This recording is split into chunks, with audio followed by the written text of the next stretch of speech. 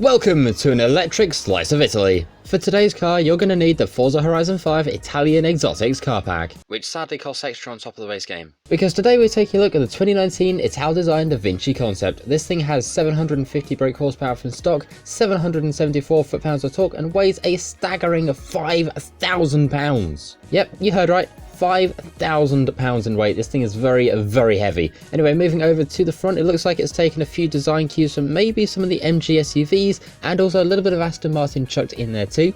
Going to the side, it doesn't look too bad. So it also doesn't look too great. It's just a boring, bland mix of, well, modernism, I guess. Going to the back though, it kind of reminds me of that one Ferrari that we did a video on a couple of weeks ago, I think. Looking at the inside though, we have ourselves a digital display with a couple of gauges and a little thing that apparently shows you how much throttle you apply, which is very interesting indeed. Going over to the other side of it though, there's not much over there, but for now let's go ahead and take a listen to the glorious kettle. I don't know.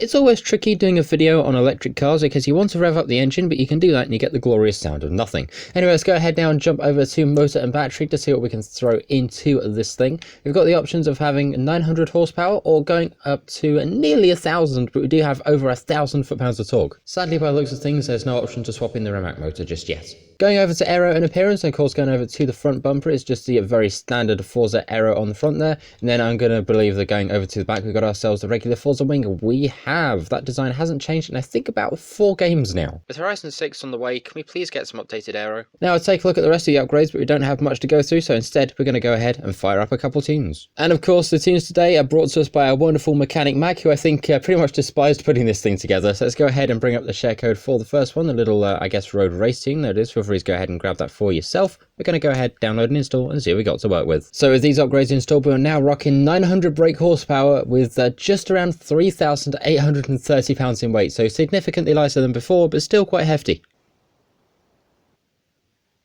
Has it crashed on me trying to upload a tune to this thing? Hold on. That's 2 weeks in a row. So after applying the upgrades and of course one restart laser, here we are now over at the paint shop. Let's go ahead and check out advanced, where sadly we've got nothing. And going over to manufacturer colours, again, bit of a letdown. We've only got one, but that's not going to stop me painting it bright colours. So I've got to say the Davinci itself is a very strange vehicle and certainly very strange to drive. It's very strange to drive on the way over to the race, but now I've got to go ahead, chuck this thing into the race and see if we can finish on the podium. I am honestly intrigued and a little bit concerned and a bit scared and a little mix of everything. I've also had to restart my game countless times since that last clip, so fingers crossed it doesn't break again. And away we go. Speaking of Aston Martins from earlier, we've got one off to the right over there. We also have ourselves 2 gears in this thing, which is kind of rare for an EV, especially in this game, because I don't know many that do actually have 2 gears. And I've got to say, this thing is hilariously understeery, but I've got to say though, going on to the power, this thing's actually kind of speedy. To be honest, even I didn't expect that out of an EV, but let's go ahead and see what we can do. We're up into 5th already. Can we get a couple extra spots down here? Let's go find out. The answer is somehow yes we can. Right, on to the brakes. Oh wow, the brakes in this thing are actually fantastic. The shunt from that Lexus, however, wasn't as fantastic. Now, I've done a little bit more research into the Davinci Concept. Apparently this thing is a whopping 1 of 1 and doesn't actually have a price tag. Not even how much it costs to make this thing. By the way, we just sailed into first place because we can. Italdesign also state that apparently the Davinci Concept, although it was designed mainly as an electric vehicle, was also designed to have elements. So if you wanted to go ahead and slap in a petrol engine or a gasoline engine as they called it, apparently you could do that too. If I had one, that is certainly something I'd be doing. Can you imagine a V10 in this? Also, another useless car fact for you. Apparently this thing was first unveiled at the 2019 Geneva Motor Show. Right, that's 95% through the race. Just one more turn to go. The finish line is just there.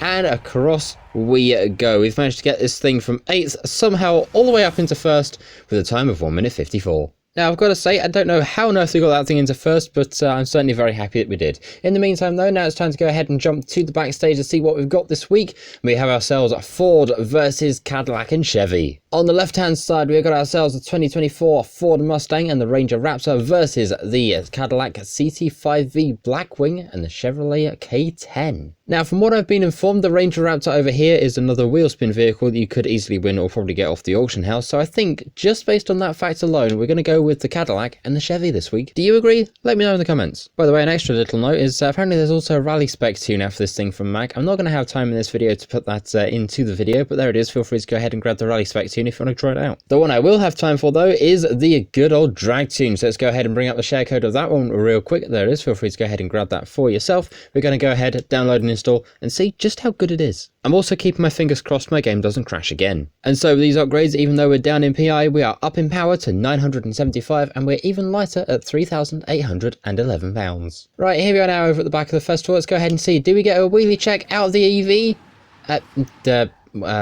Hang on, hold on, we'll try launch control instead. Kind of. Honestly, I'm not sure if that one counts. Comments, let me know. Right, here we are now over the edge of the drag strip. So let's go ahead, get this thing onto launch control, and away we go. Let's go ahead and see what we can get out of this thing. It is extremely heavy, less than 1,000 brake horsepower. So I'm not holding out for anything too good, but I'm holding out for at least some relatively decent result. 186 through the camera, and we are topping out at 192. We've not even crossed the finish line of the drag strip. That is mad. Now at this point, I go back into the festival and go and get everything ready to go and, you know, floor this thing for a top speed run. But there's one thing that every electric vehicle can do in this game, and I want to see if this one follows the trend. Because if we go ahead and just turn this thing around really quickly and go ahead and slam it in reverse, usually a lot of electric vehicles are pretty fast backwards. Does this one follow the same pattern? Let's go find out and let's see what we can get. We've got a lot of smoke off of that one tire. It's going to be very bold by the end of this. So let's go ahead and see what we can do. We got 180 something in forwards last time. We only got 130 this time. That's honestly a bit disappointing. Unlike the rest of the cars, this one actually had a set of brakes. I know, I'm confused as well. However, now it's our turn to go ahead and have a little bit of fun with this thing. So going straight over to motor and battery, we're going to go ahead and throw in the biggest one that we can. While we're at it, we're also going to go all the way over to tyres. Do we have semi-slicks for this thing? We do. We're going to go ahead and throw those on. We're going to go ahead and make them wider at the front, and we're also going to go ahead and make them wider at the back as well, hopefully, should my game not want to crash, because it got really close just now. I just had to go and say something. Right, here we are again. Let's go ahead and do what we were doing before, going in and throwing in the massive motor and battery. We're going to very quickly chuck on the tyres while we're at it, and we're going to try our best this time to make them wider at the front and hopefully wider at the back as well before the game decides it wants to crash on us this time for the, but I don't know if time really, I've kind of lost count. While we're at it, let's also go ahead and throw in the, I think rally diff will be good for this. Also, while we're at it, unfortunately you can't throw in the 4-speed. Really wish I could on this one. In the meantime, these are the updated stats. Not too bad. And if it crashes this time, my console and I are about to have a major problem. Okay, so it's not quite a crash message, but at the same time, really? For some reason, I'm still able to tune it. Okay, that makes perfect sense. In the meantime, here's this week's Forzathon shop. We've got ourselves a 2002 Ferrari Enzo, and if you want a video on that, do go ahead and let me know. We also have ourselves the Horizon Backstage Pass, the Extreme E White Race Suit, the Cupra Urban Rebel Concept, which is a very fast vehicle, and also the Horizon Mexico themed car horn, which sounds a bit like this.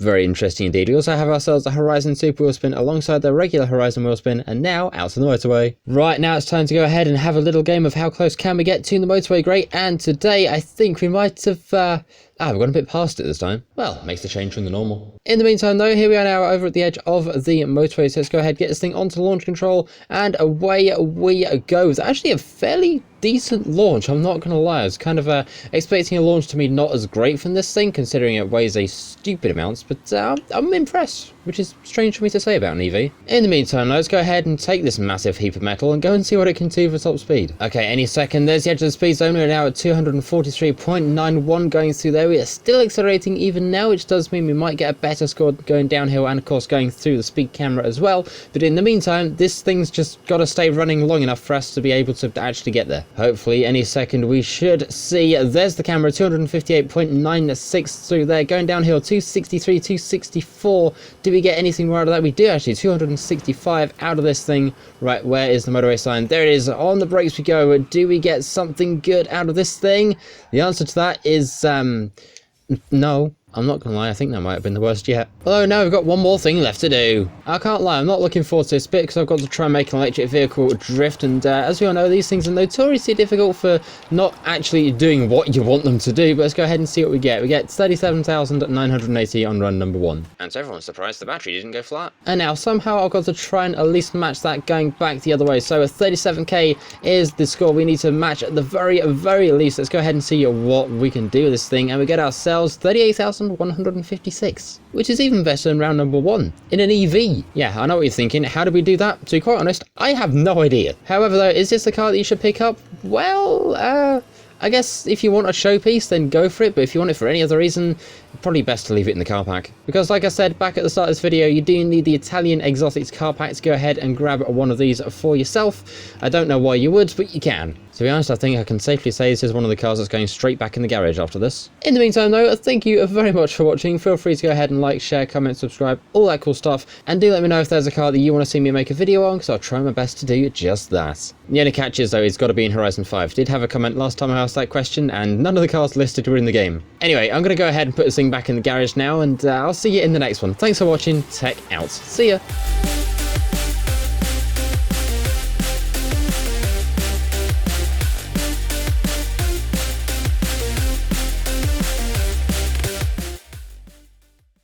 Right, let's get back before this game crashes again.